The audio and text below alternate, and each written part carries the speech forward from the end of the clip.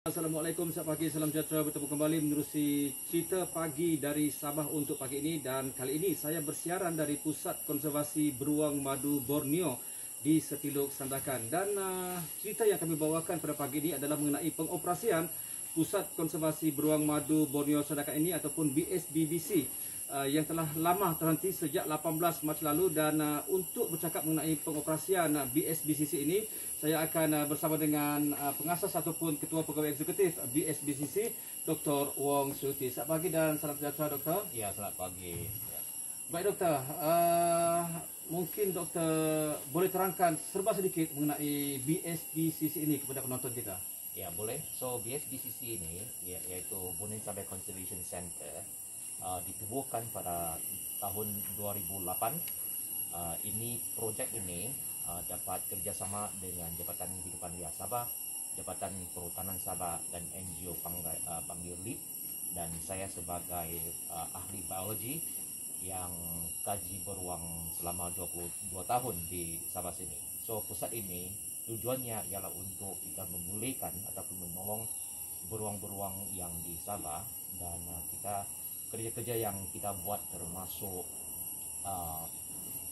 menyelamatkan dan menjaga beruang yang didapati dipelihara secara haram oleh orang ramai. Dan lepas itu kita ada buat pendidikan, penyelidikan dan kerja permeliharaan yang beruang yang kita sudah dibesarkan, dipulih dan kita lepaskan mereka di dalam hutan satu kali lagi. Dan lepas itu sejak kita buka kepada pelawat pada tahun 2014, kita juga menggalakkan aktiviti-aktiviti ekopelancongan juga. So, Doktor, berapa keluasan pusat konservasi ini, Doktor? Pusat konservasi ini lebih kurang 5 hektar.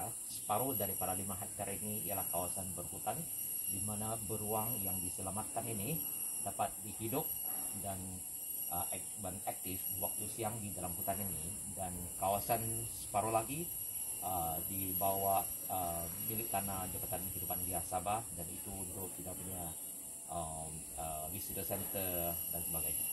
Baik, Doktor, saya difahamkan juga BSBCC juga terkesan sejak pelaksanaan Perintah Kawalan Pergerakan pada 18 Mac lalu, dan sehingga kini dimaklumkan BSBCC ini kekurangan dana. So, bagaimana pengoperasian dilaksanakan dan bagaimana untuk mendapatkan dana daripada mana-mana agensi ataupun individu yang ingin menyumbang kepada BSBCC ini? Ya, so sejak kita buka kepada pelawat 6 tahun yang dulu, so semua kebanyakan pendapatan untuk pusat ini ialah daripada pelancong. Dan sejak PKP dilaksanakan, maka kita tidak ada pelancong langsung, dan pendapatan kita memang terus kosong.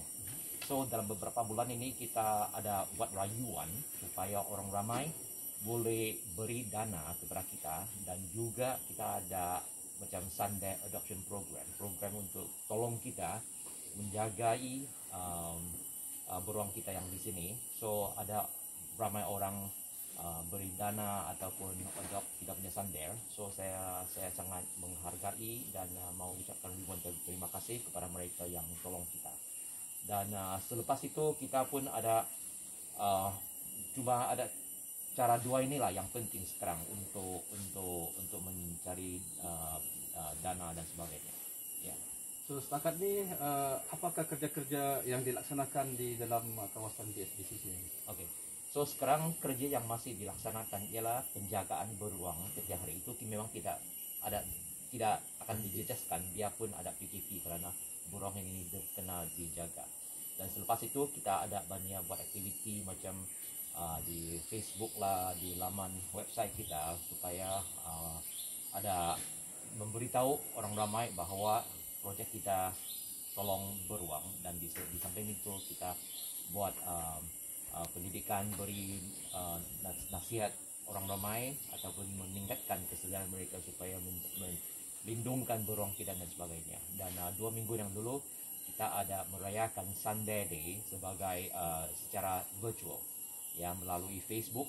Dan so kita ada buat perayaan ataupun saya ada buat satu virtual tour, ya, untuk menunjukkan aktiviti-aktiviti di dalam kawasan ini, dan orang ramai boleh tonton melalui Facebook Live dengan kita. So kita cuba sedaya upaya untuk memberikan maklumat ya seberapa yang kita boleh kepada orang ramai, supaya kita menjagai burung kita mencintai dan melindungi hutan kita. Itu yang paling penting sekali. Dan di samping itu pun harap orang ramai boleh tolong kita supaya memberi dana dan sebagainya.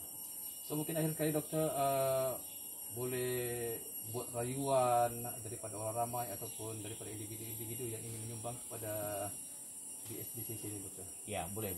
So saya merayu orang ramai supaya tolong kita, kerana sekarang memang masa yang paling susah sekali. Pembelanjaan kita masih tinggi dan tapi pendapatan kita memang kurang. So saya harap orang ramai boleh memberi dana kepada kita ataupun adopt burung kita, dan semua informasi-informasi ini boleh didapat ataupun mengunjung laman website kita, yaitu www.dsbcc.org.my. Ataupun kamu Facebook search DSBCC dan kamu akan jumpa laman website ataupun Facebook page kita. Baik, terima kasih doktor. Ya, terima kasih Diman. Demikian tadi bersama dengan Dr. Wong Siew Tee, pengasas ataupun ketua eksekutif BSBCC yang telah pun bercakap mengenai pengoperasian Pusat Konservasi Beruang Madu Borneo di sepilip ini. Jadi rayuan telah pun dilakukan kepada individu-individu yang berkemampuan ataupun agensi-agensi yang mempunyai dana, bolehlah menyumbang kepada BSBCC ini untuk membantu mengoperasikan BSBCC ini demi kelestarian hidupan liar di negara kita. Bersama saya Sudirman Syamsuddin, kita kembali ke Angkasa Puri.